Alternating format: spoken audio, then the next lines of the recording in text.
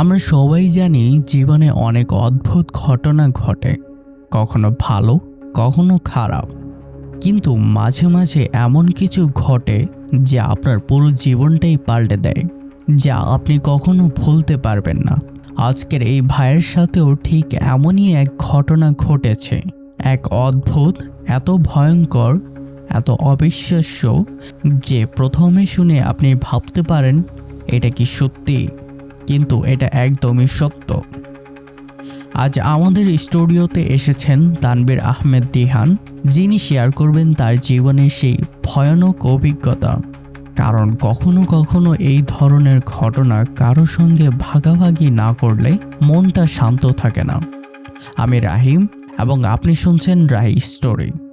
আপনি চাইলে আমাদের সঙ্গে সরাসরি এই স্টুডিওতে বসে বা অনলাইনে ভয়েস রেকর্ডের মাধ্যমে আপনার সাথে ঘটে যাওয়া ভয়ানক, ভৌতিক এবং একেবারে বাস্তব ঘটনা আমাদেরকে শেয়ার করতে পারেন। তো কথা আর না বাড়িয়ে চলুন শুরু করা যাক।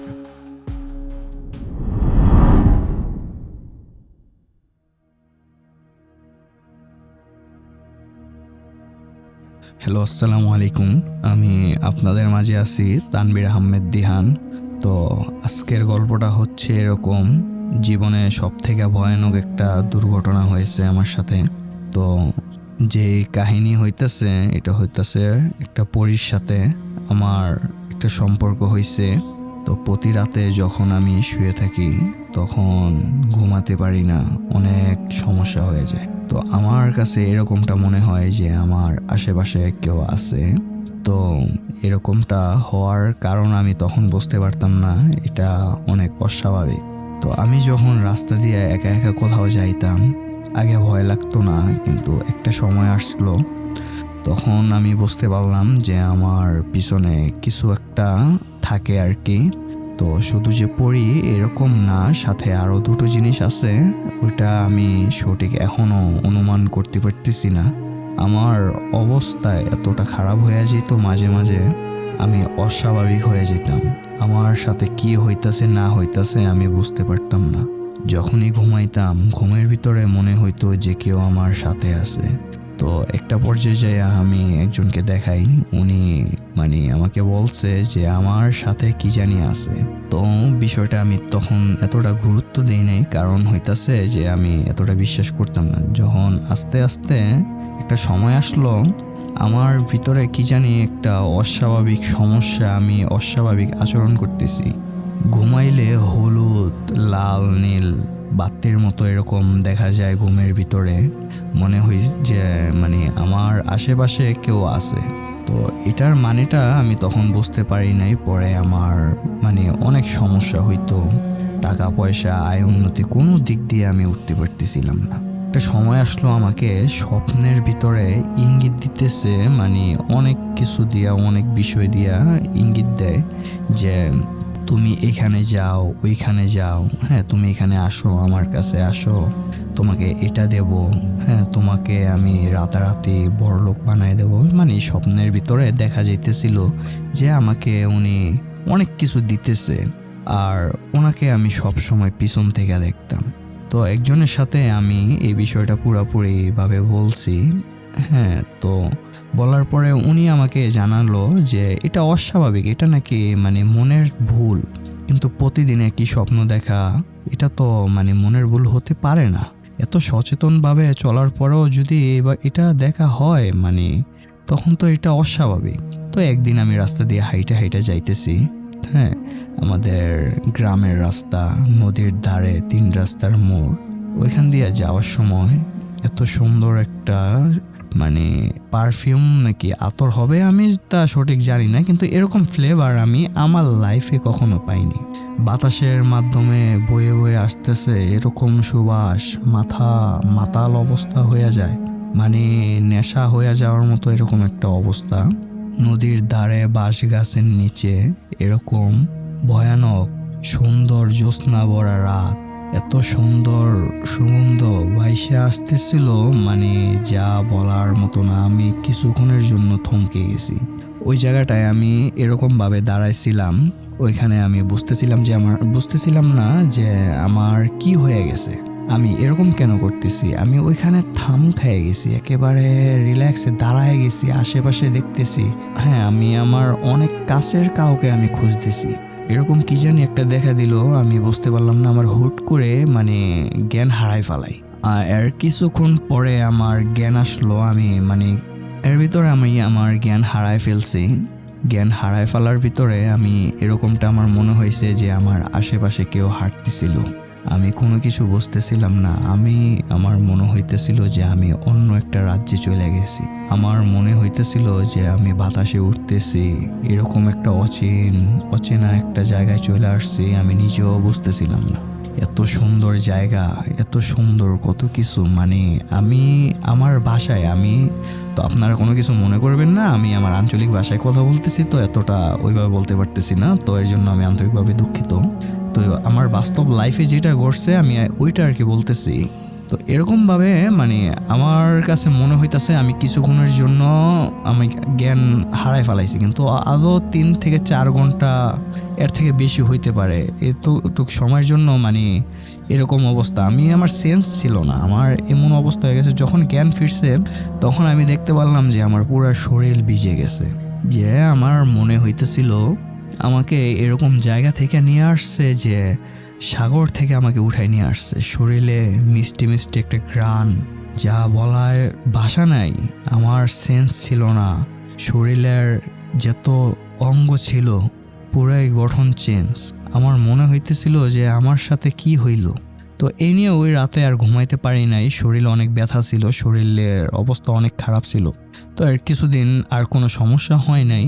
এর কিছুদিন পরে আবার হুট করে আমি রাস্তা দিয়ে মানে হাইটা আসতেছি, তখন হুট করে পিছন থেকে কে জানি ডাকতেছে এরকম ভয়ানকভাবে, যে আমার মনে হইতেছিল যে আমার মামা আমাকে বলতেছে যে তুমি কোথায় যাইতেছো, এই সময় কোথায় যাইতেছো, ওইদিকে যাইও না, এইভাবে আমাকে বলতেছে। মানে যা বলার মতো না, এতটা ভয়ঙ্কর ভাবে বলতেছিল। আমি কখনো বুঝতে পারি নাই আমার মামার কণ্ঠ এতটা ভয়ানক কিভাবে।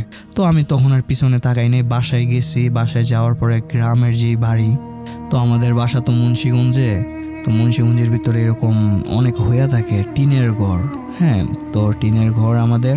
তো ওইটার ভিতরে মানে ঘরের ভিতরে যাওয়ার পরে সারা রাত কি মনে হইতাছে যে ঘরের যে চাল, ওই চালের উপর দিয়ে কি জানি হাঁটাহাঁটি করতেছে, বাইরে থেকে ইটা মারতেছে। তো আমাদের বাসাটা যেখানে, ওর পাশে একটু জঙ্গল। হ্যাঁ, মানে অনেকটা একটু ভয়ানক। তো রাতে ওই দিক দিয়ে মানুষ বেশ একটা চলাফেরা করে না, আমি যতটুকু জানি। এই যে পরী, জিন, এগুলার আনাগোনা অনেক বেশি থাকে ওইখানে। এতটা ভয়ানক জায়গার ভিতরে আমি থাকি। তো আমি এতদিন কিছু বুঝতে পারতাম না। তো হুট করে ওই দিন রাতে আল্লাহর কাছে দোয়া করছি যে আল্লাহ আমার বাঁচাক। যে একটা অবস্থা, অনেক ভয় পাইছিলাম। পরে আস্তে আস্তে কি হইলো, এই যে চলাফেরা করতে করতে আস্তে আস্তে ভয়টা ভিতর থেকে কাটলো। এক হুজুরকে দেখাইছি, ওনাকে নিয়ে আসলাম। উনি আসার পরে বলছে যে এখানে আমার কোনো কিছু করা সম্ভব না। পরে ওইটা গেল, বাড়ির মানুষ বুঝতে পারে নাই। পরে একটা সময় আসলো, একটা সাপ ধরে আর কি। তো সাপুরে আমাদের বাসায় আসছে। উনি সম্ভবত এক কবিরাজ। তো আসার পরে উনি আমাদের বাসাটা ঘুরে দেখলো, চারোদিকে ঘুরে দেখলো কি একটা অবস্থা। তো উনি আইসে এরকম ভাবে মাপ চাইতেছে যে এখানে অনেক ভয়ানক কি জানি আছে। বলতেছে যে এখানে এরকম একটা জিনিস আছে যে আমার বাবারও ধরার মতো ক্ষমতা নাই। আমি যে কোনো কিছু করব, এটাকে আমার কোনো কিছু করার মতো ক্ষমতা নাই। এখানে এতটা ভয়ানক জিনিস আছে। তো ওই তো কারো ক্ষতি করতেছে না। তো আপনাদের এই নিয়ে বাড়াবাড়ি করার দরকার নেই। তো রাত্রে বিকালে একটু সাবধানে চলাফেরা করবেন, বাচ্চাদের সাবধানে রাখবেন। হ্যাঁ, বাচ্চাদের ক্ষতি হতে পারে। এই নিয়ে অনেক কথা উনি বুঝিয়ে বলে দিছে। তখন আমি বুঝতে পারছি যে এখানে কিছু একটা আছে, কিছু একটা রহস্যময় আছে। তো আমি হুট করে একদিন রাতে, গ্রাম তো আমাদের ওয়াশরুম আর কি বাহিরে, তো ওয়াশরুমে যাইয়া মনটা অনেক অস্থির ছিল। ওয়াশরুম থেকে আসার পরে তো হাত মুখ দিয়ে আমি একটু বাসার নিচে গেছি আর কি। হ্যাঁ, মানে যেটাকে ক্ষেত বলে, বাসার থেকে মানে নিচে ক্ষেতের দিকে গেছি, হাঁটতে হাঁটতে ফোন টিপতে যাওয়ার পরে দেখি মানে কিছুক্ষণ দাঁড়াইছিলাম, কোথাও কোনো বাতাস নাই। এমন এক অবস্থা, একটা জায়গায় একটা কলা গাছ। আমার কাছে এরকমটা মনে হইতেছিল যে কলা গাছটা 2টা হাত, মানুষের যেরকম হাত আছে ওইটারও এরকম দেখা যাইতেছে দুইটা পাখার মতো উঠাইয়া মাথা দুইটা নাড়তেছে, হাত দুইটা মানে এক পর্যায়ে যেটাকে বলে যে নাচতেছে, এতটা ভয়ানকভাবে মানে নাড়াচাড়া করতেছে। ওইটা ছিল আমাদের বাসার নিচে। তখন দেখা আমার গলা শুকায় গেছে, এতটা অবস্থা আমার এত খারাপ, শরীর ঘাইমে গেছে। আমি কিভাবে যে বলবো আপনাদেরকে, যে আমি বলতেছি আমার শরীরে লোম দাঁড়ায় গেছে, এতটা ভয়ানক কাহিনী। তো ওইখান থেকে আমি কোনো রকম আমি আমার বাসায় আইসা পড়ছি। ওইটা দেখার পরে আমার 3 দিন পর্যন্ত শরীরে জ্বর ছিল, এতটা অবস্থা এত খারাপ ছিল, আমি অনেকটা ভয় পেয়ে গেছিলাম। আমার স্বপ্নে আইসা আমাকে ইঙ্গিত দিত যে তুমি ওইখানে গেছো কেন, ওইটা দেখছো কেন, স্বপ্নে আইসা আমাকে এটা বুঝাইতো। তো তখন আমি বুঝতে পারতাম না, ওইরকম ভাবে নিতাম না। আমি চিন্তা করছি স্বপ্নই তো দেখতেছি, এর থেকে তো আর বেশি কিছু না, তাই না?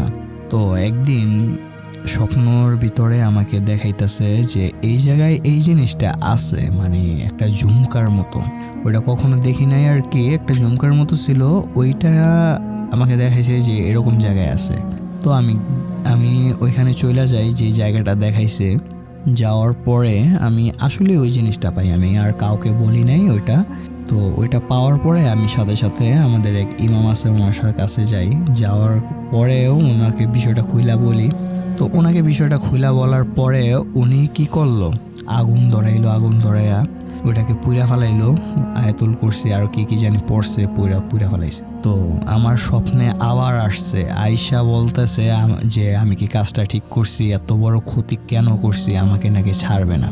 তো আমাকে হুজুরে পরে বললো যে তুমি নামাজ পড়ো, তোমারে আমি শিক্ষা দেব কিভাবে কি করতে হয়। উনি আমাকে অনেক কিছু শিখাইছে। শেখার পরে যখন এই জিনটা আসতো আমার কাছে, মানে আমার সাথে এক পর্যায়ে শারীরিক সম্পর্ক করতে চাইতো। মানে এরকমটা হয়েছে, শারীরিক সম্পর্ক হয়েছে আমার সাথে। হ্যাঁ, স্বপ্নে অনেক নোংরা জিনিস দেখাইতো আমার সাথে, অনেক শারীরিক সম্পর্ক হয়েছে। তারপরে হইতেছে আমি বুঝতে পারতাম না, শরীর অনেক ক্লান্ত হয়ে যেত। হওয়ার পরে এটা মানে আমি ফার্স্টে মানে মাথায় নিতাম না, আমি ভাবছি উল্টাপাল্টা স্বপ্ন। তারপরে আমি মানে আমার নিজের বিয়ের জন্য আমার ফ্যামিলি থেকে চেষ্টা করছে, আমি নিজে চেষ্টা করছি, বিয়ে হইতে যায় আর এক পর্যায়ে হয় না, কোনো কারণবশত এটা নষ্ট হয়ে যায়, বিয়েটা করতে পারি নাই, এরকম অবস্থা। তো একটা পর্যায়ে মানে আমার সাথে শারীরিক সম্পর্ক করতে করতে আমার শরীর অনেক অসুস্থ হয়ে গেছে। তো হুজুরকে আমি বিষয়টা বলছি, হুজুর জানার পরে আমার বাসায় আসছে। আয়শা দেখে যে আমার এরকম অবস্থা, বিষয়টা ওনাকে খুলে বলছি। বলার পরে উনি বাসার চারপাশে আপনার পানি পরে ফুদিয়া তারপরে মানে ছিটাই দিছে আর কি, যেটাকে বলে আমাদের এখানে পানি টানি আর কি, ছিটাই দিছে। উনি ওনার মতো কাজ করছে, আমি বুঝতে পারিনি তখন এতটা বিষয়। তো আমি এতটা বুঝতে পারি নাই।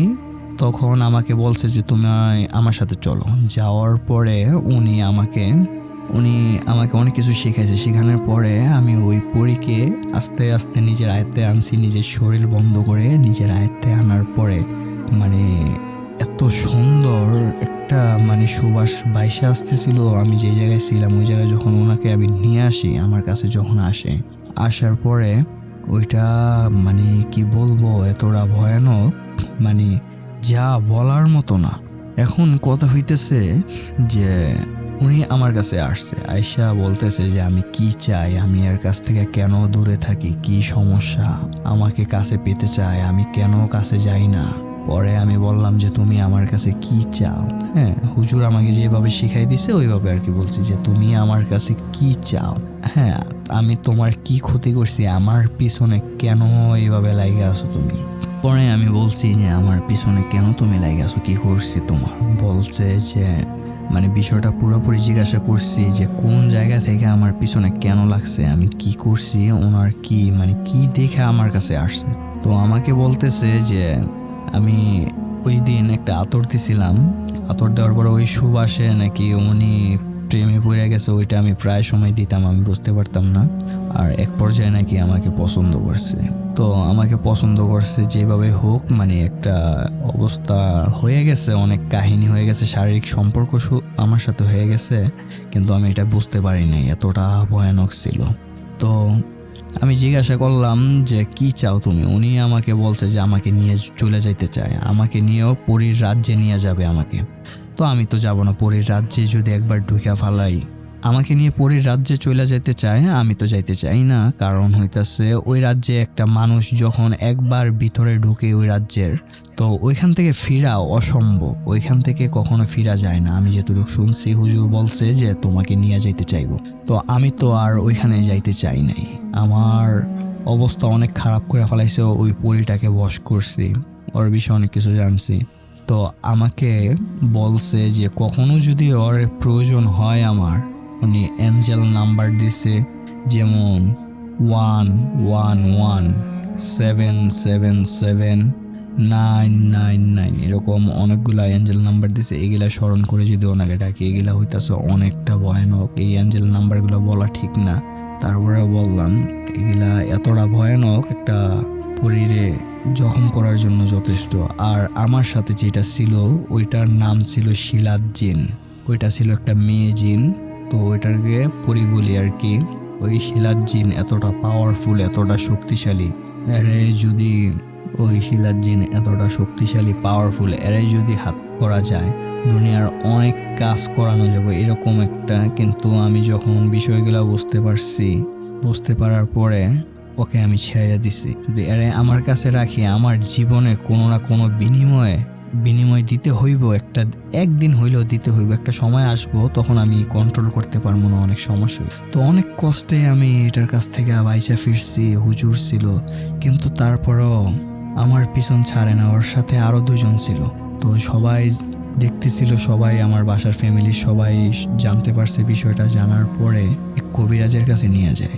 ওই কবিরাজ এতটা ভয়ানক ছিল, আমার অবস্থা এতটা খারাপ ছিল, আমি শোয়া থেকে উঠতে পারতেছিলাম না। ওই কবিরাজের কাছে নিয়ে যায়। ওই কবিরাজ আমার দেখে বুঝে ফেলায় যে কি সমস্যা। উনি তখন মাটির কলসে করে পানি নিয়ে আসতে বলল, 7টা নদীর পানি, মানে ওই কলসে করে পানি নিয়ে আসতে বললো। পানি নিয়ে আসার পরে উনি লাল কাপড় নিল, সাথে কি জানি নিল, নিয়ে ওই পানিটা আমার শরীরে ছিটাই দিছে। ওই পানিটা ছিটাই দেওয়ার পরে আমার হুশ জ্ঞান আসছে, আমার শরীর থরথরায় কাঁপতেছিল। তখন উনি ওই পরীটাকে হাজির করছে। এই পরীকে হাজির করার পরে জিজ্ঞাসা করতেছে যে কেন আমার পিছনে এইভাবে লাগছে। ওই পরী নাকি আমার প্রেমে অন্ধ হয়ে গেছে, এইভাবে বলতেছে। তো অনেক কষ্ট করে কবিরাজ, অবস্থা এতটা খারাপ হয়ে গেছে কবিরাজও পাইরে উঠতেছিল না ওই জিনের সাথে। এরকম এক পর্যায়ে গেছে লড়াই, ওদের মাঝামাঝি অনেক লড়াই হয়ে গেছে। হ্যাঁ, ওদের ভিতরে কবিরাজকে মারতে মুখ দিয়ে রক্ত বের করে ফেলাইছে ওই পরী। তো ওই পরী এক পর্যায়ে যাইয়া ওর সাথের 2টাকে ডাকছে। ডাকার পরে কবিরাজকে ভালো করে ধরছে, মাইরা ফালাইব। তখন ওই কবিরাজ ওই মাটির কলসির পানি কোনো রকম হাতে নিয়ে ওদের উপরে ছিটাই মারছে। ওরা দুর্বল হয়ে গেছে, সাথে সাথে কবিরাজ ওই পানিটা খাইয়ে ফেলাইছে। খাওয়ার পরে ওই আরো শক্তিশালী হয়ে গেছে। ওর সাথে আরো জিন ছিল, ওনাদের ডাকাডাকি করছে। তো ওর সাথে যে জিনগুলা ছিল ওরা আসার পরে তো ওদের ভিতরে তুমুল মারামারি, এক পর্যায়ে অনেক ঝগড়া, অনেক কাহিনী হয়ে গেছে। তো ওই পরীকে মারতে এক পর্যায়ে অনেকটা দুর্বল করায় ফেলাইছে, তখন বন্দি করছে ওই পরীকে। আর এদিক দিয়ে আমার অবস্থা অনেক খারাপ হয়ে গেছে। তো আমার তো আর তখন কোনো সেন্স ছিল না। পরে এক পর্যায়ে আমি আস্তে আস্তে সুস্থ হয়েছি। আমার শরীর অনেক দুর্বল হয়ে গেছিল। তো আমার শরীরের অবস্থা এতটা খারাপ ছিল, অনেক সময় লাগছে। আমার ভিতরে দুর্বল, আমি এখনো ভয় পাই আর কি। আমি ফুল স্টোরিটা বলতে পারতেছি না, আমার ভিতরে এতটা ভয় কাজ করতেছে এখনো। আমি বলার মতো ওই রকম সিচুয়েশনে নাই, এতটা অবস্থা খারাপ হয়ে গেছে। তো সামনে আপনাদের মাঝে আবার দেখা হবে ইনশাআল্লাহ।